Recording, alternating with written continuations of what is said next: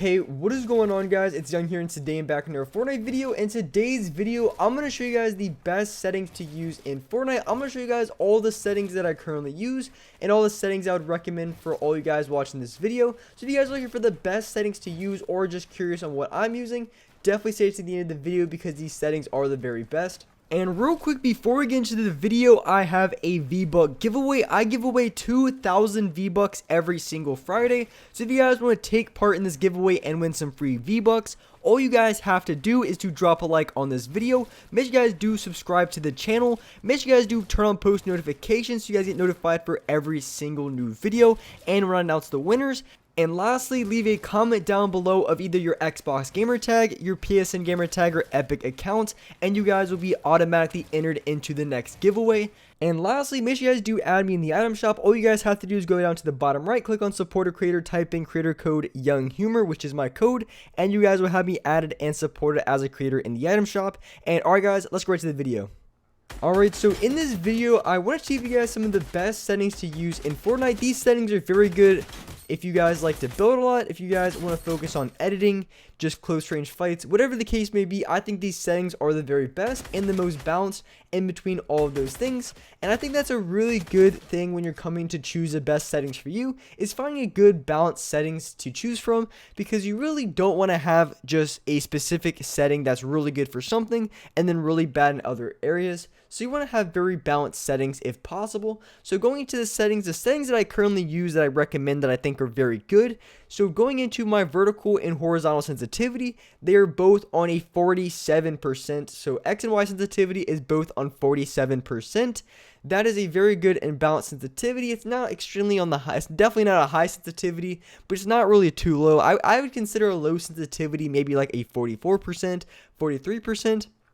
And I would consider a high sensitivity anything above like a 52 to 54 area. I would consider that a high sensitivity. So I really do like having a good balance. And then for my building and editing, I do plan at 2.4. This is definitely a little bit high. So if this is too high of a sensitivity, you can definitely turn this down a little bit. But the reason why I have such a high sensitivity is because in my games, I just run against tryhard after tryhard, and being able to build very quickly, being able to tunnel fast, and also, build a wall behind me very quickly if someone just happens to shoot me in the back from a third party. So that's why I do plan a high building and editing sensitivity. I just find it essential for me.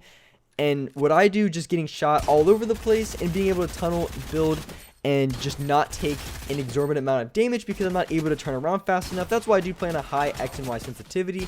So the reason why I like 47%, it's a good middle sensitivity because it's not necessarily on the high end and not necessarily on the low end. So it's very good at close range, because when you play in a very high sensitivity at close range fights, it can be very difficult to control. Some of you guys can control it just fine, but it can be very difficult to control a high sensitivity at close range, just because if you're a player that happens to panic a lot and go for a lot harder flick shots, you're going to be missing more shots than a player who maybe panics even at the same rate but plays on a lower sensitivity, because they're not going to be flicking as hard when they're panicking. So if you are the player that tends to panic a ton, I would recommend to go to a medium or low sensitivity, and I find 47% to be some of the very best.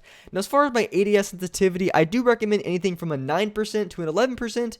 Right now, currently, I am on 11%. I feel like this is a good balance between long range and close range. And then I have a look damping time of 0.08. Now, I really do recommend look damping time. I think it's a very good setting to try out and to use. And what it does, it kind of like an extra dead zone in a way. So what it really helps you do is essentially hit more close range and long range shots. So it slows down your aim a little bit. So it's not necessarily the same as lowering your sensitivity.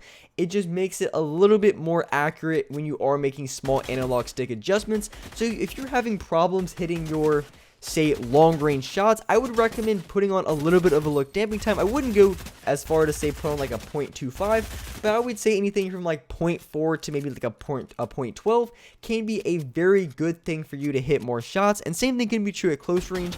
If you're the player that if you feel like you're barely missing shots, like you're just missing the other player and you're not really missing by a ton, then I feel like look damping time might be that little bit extra that you need that can give you a big boost on your aim.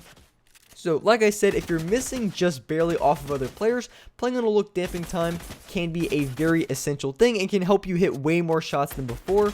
And as far as my recommendations, as I just mentioned, is probably from a 0.4 to maybe a 0.12. In that range, I think is going to be the very best for look damping time.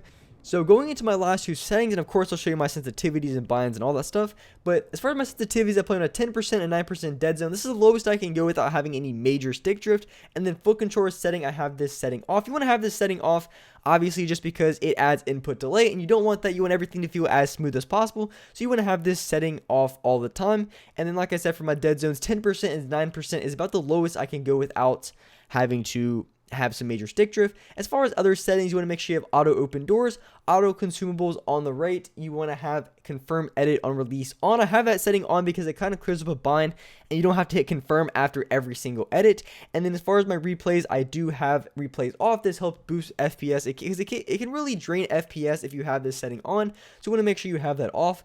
So that's pretty much all the extra settings that you want to have on. Now, as far as my video settings, I do play on this colorblind setting. I play on a 4. So if you guys are curious on what colorblind I used or anything like that, that's just what I play on. So that's basically all the extra settings you want to use. Like I said, you want to have consumables to the right. So when you're picking up minis, it just automatically goes to the right, which is super helpful. You want to make sure you have auto open doors. This is a feature that if you guys are a little bit newer, you want to make sure you have this on. So if you accidentally or you accidentally mess up an edit, it doesn't slow down your momentum at all, which I'll show you guys in just a second.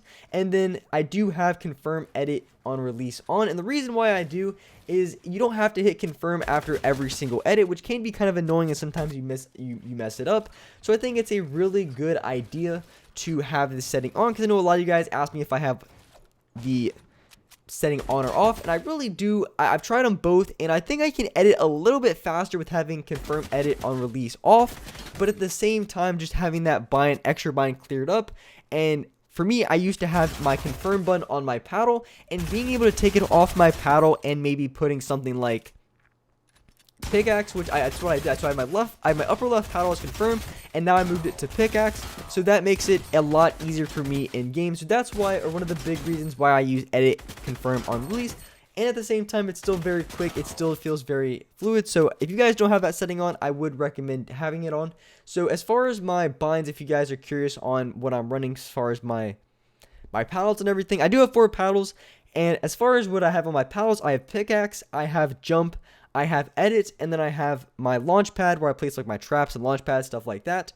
So of course your bind's going to look different if you guys don't play with any paddles, or if you guys play with like 2 paddles, or if you're playing claw, obviously your binds are different. But if you guys are curious on what I had, that's exactly what I'm running. As far as like the place of my upper left paddle is pickaxe, my bottom left is jump, my upper right is edit, and then my bottom right is going to be placing my launch pads, which you can see in my build controls. It's as the B button, so you can see the binds that I have. And then switch mode is going to be my left stick. I really like these binds. They're very comfortable, and I think they're great. So if you guys have 4 paddles, I would recommend the setup that I currently have. I think it's the very best to use. But if you guys don't play with any paddles, or if you guys play non-claw, I'll probably have in my comment section somewhere, I'll give you guys a really good link to some very good binds that you guys can use if you don't play with any paddles or any claw, because I did make a video, maybe I think it was about a week ago, and it was a really good video for those guys who don't play with any paddles or claw. That are some very good binds that I would recommend trying out. So I'll have that video in the comment section down below if you guys are curious and want to find out what exactly are the best binds to use for those type of players. And these are just my dead zones again. So yeah, it's pretty much all the current settings and sensitivities that I use. I just made a few small adjustments from the last time, and I feel like these settings are the very best in the game. And before, I really wasn't using look damping time, but I feel like having that setting on really made the change for me when it came to hitting way more shots close range and also long range with my assault rifle. So yeah, that's pretty much all the settings that I have. Let me know if this video helped you guys find your settings, or if you guys copy my settings, let me know what you guys think of these, if you think they're very good, or if you like maybe a higher sensitivity for X and Y, or maybe my building and editing is a little bit too high for you. But anyways, let me know. But with that being said, that's wrap it up for this video. If you guys enjoyed this video, if you guys liked it, make sure you guys definitely hit that like button. Make sure you guys do subscribe to the channel if you guys haven't already. Make sure you guys do turn on post notifications so you guys can get notified for every single new video. And as well, I do live stream every single day on this channel at 6 o'clock Eastern Standard Time. So definitely come by my streams, like I said, on this channel, 6 o'clock Eastern Standard Time.